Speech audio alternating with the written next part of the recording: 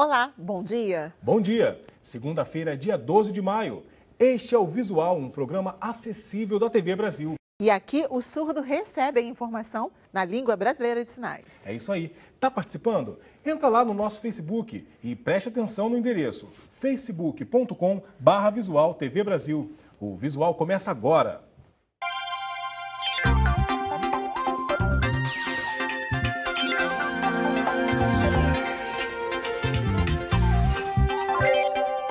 O Congresso Nacional lançou um guia para jornalistas com regras internacionais sobre pessoa com deficiência. E o objetivo é que a imprensa aprenda a usar termos adequados na hora de se referir aos deficientes. No Brasil, 1/4 da população tem pelo menos um tipo de deficiência. É isso aí. Por isso, para os parlamentares, tratar corretamente o assunto contribui para que os preconceitos não sejam criados nem multiplicados.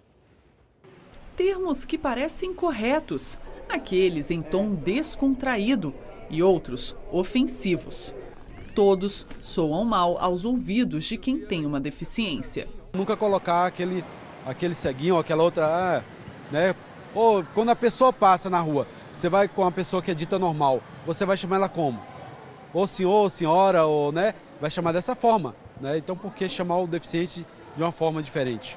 Esta deputada federal criou um manual voltado para os profissionais de imprensa, que orienta a forma mais aceita de tratar o assunto. O erro mais comum é causado por um termo muito usado em leis, mas mal visto pelas pessoas com deficiência. Costuma-se usar o termo portador de deficiência ou de necessidades especiais. Eu porto uma cadeira de rodas, eu porto uma bolsa, mas eu não porto uma deficiência. Ela é inerente à minha condição. Então eu sou uma pessoa que tem deficiências físicas, no meu caso. Também necessidades especiais. Eu tenho muitas que vão além da minha deficiência. Por exemplo, eu tenho a necessidade de ter um iate, uma necessidade que para mim é muito especial. Portar é portar a identidade, né? Uma carteira de motorista, alguma coisa. Você está portando. Portar a deficiência, não. Eu chego em casa, eu tiro, ponho lá em cima da estante. O manual se baseia em normas internacionais para orientar jornalistas a evitar termos inadequados. Segundo dados de 2012 do IBGE, quase 1/4 da população brasileira tem algum tipo de deficiência. São mais de 45 milhões de pessoas nessa situação. Isso, de fato, vai balizar toda a imprensa, principalmente, que vai carregar toda essa responsabilidade de passar para essa sociedade, agora através deste guia, através deste manual, como se dirigir a essas pessoas sem que seja de uma forma difamatória, de uma forma em que essas pessoas com que as pessoas se sintam mal.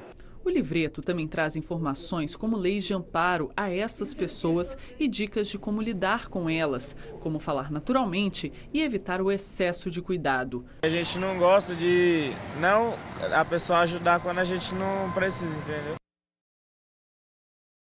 A gente fala agora de uma conquista das mulheres que se tornaram mães depois de adotarem uma criança. Você sabia que elas também têm direito de licença maternidade remunerada? Jonatas, e podem se afastar do trabalho por 4 meses para se dedicar a um novo membro da família. Consuelo e o pequeno Paulo Bernardo foram unidos pelo desejo de ser mãe. Ela é solteira e queria adotar um menino. Foram 5 anos de espera até chegar a vez na fila de adoção. Já estava quase pensando em desistir, mas eu falei assim, não. Quando eu o encontrei, aí o tempo que eu esperei, isso acabou, a angústia acabou. Mãe e filho puderam ter um tempo só deles, graças à lei de outubro do ano passado, que garante aos pais adotivos, segurados pela Previdência Social, o direito à licença de 120 dias e ao salário maternidade. Para Consuelo, os benefícios ainda foram estendidos por mais 60 dias, já que ela é servidora pública. O mesmo vale para empregados de instituições que fazem parte do programa Empresa Cidadã. Entra nos mesmos prazos de uma mãe biológica, ou seja, a licença maternidade pode ser concedida a partir do 8º mês. Então, nesse caso específico, a partir da decisão judicial, que vai dar os 120 dias para a licença maternidade. o Estado protegendo a família, a igualdade de relação entre as pessoas, né? Não há essa diferença. Antes, o salário maternidade de 120 dias era só para mães que adotavam crianças de até 1 ano. O tempo do benefício diminuía conforme aumentava a idade da criança. Agora, o período é o mesmo para qualquer faixa etária. Outra novidade é que o pai adotivo também pode pedir licença remunerada, desde que a mãe não receba o benefício. O mesmo vale para casais homossexuais. Para Consuelo, o tempo de convivência com Bernardo foi fundamental para a adaptação do pequeno à nova família. Ela faz questão de comemorar todas as datas. O dia que conseguiu a autorização judicial para a adoção, a data que fez a certidão de nascimento. E agora, com o filho, ela está cheia de expectativas. Se eu ganhar um monte de beijo do Bernardo, para mim já vai ser o suficiente, não preciso de mais nada. A cajuína, produzida no Piauí, está a caminho de se tornar patrimônio cultural brasileiro. E o processo de reconhecimento foi iniciado pelos produtores que querem valorizar ainda mais a bebida, que já é referência no turismo local. Existirmos, a que será que se destina? No Piauí, são aproximadamente 3.000 produtores dessa bebida que poderá ser considerada patrimônio cultural do Brasil.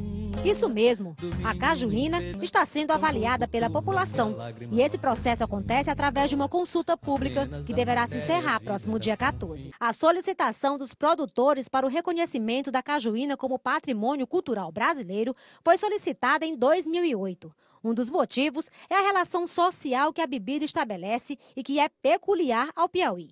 O resultado final de todo esse processo deverá acontecer após reunião do Conselho Consultivo do Instituto do Patrimônio Histórico e Artístico Nacional. A bebida, cantada nos versos da música Cajuína de Caetano Veloso, rompeu fronteiras, revelando ao mundo que a cajuína cristalina vem de uma matéria-prima tão fina que seduz todos os paladares. E uma vez reconhecido, o ganho vai muito além do cultural para os produtores piauienses dessa bebida, que extrai de um fruto, o caju, um líquido fino e de sabor inigualável. Gostosa demais a cajuína. E quanto mais gelada, mais gostosa. A ideia não é realmente congelar ou estabelecer um padrão. Muito pelo contrário, a diversidade, o valor da cajuína está exatamente nisso. Cada produtor tem um sabor. Ele conseguiu descobrir um modo de produção e uma técnica, um segredinho que faz com que a sua cajuína seja diferente do colega. Então, isso faz parte desse processo de valoração e de valorização.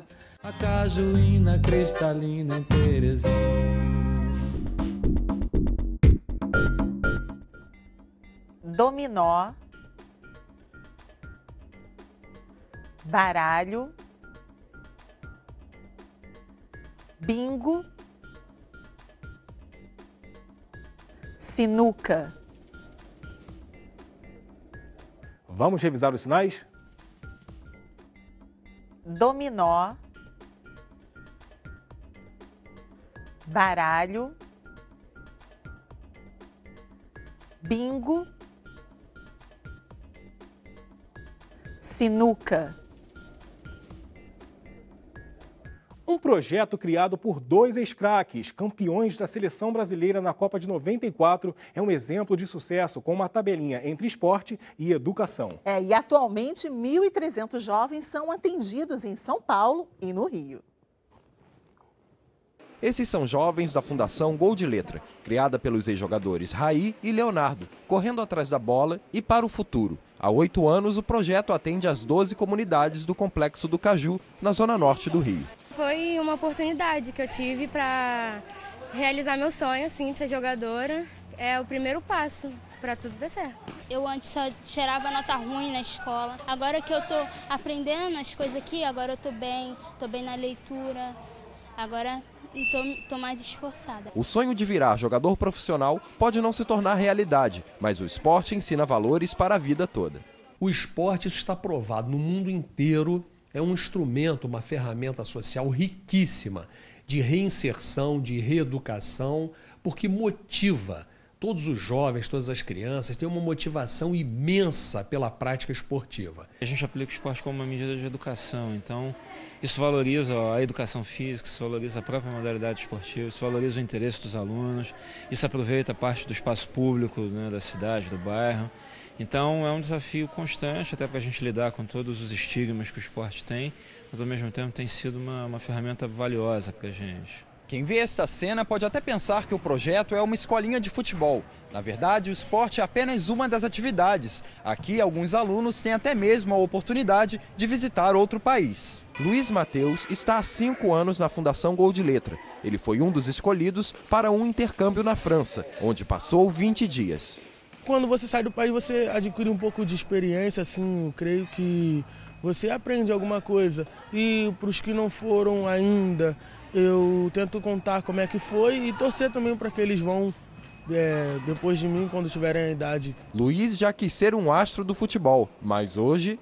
A minha vontade era jogar futebol, mas agora eu quero ser professor de educação física. Os alunos também têm aulas de educação para o trabalho. Cerca de 70% deles conseguem sair do curso com o primeiro emprego garantido, graças a parcerias com empresas. A nossa ideia na Gol de Letra é formar cidadão, é melhorar a qualidade de vida dessas pessoas e formar cidadão.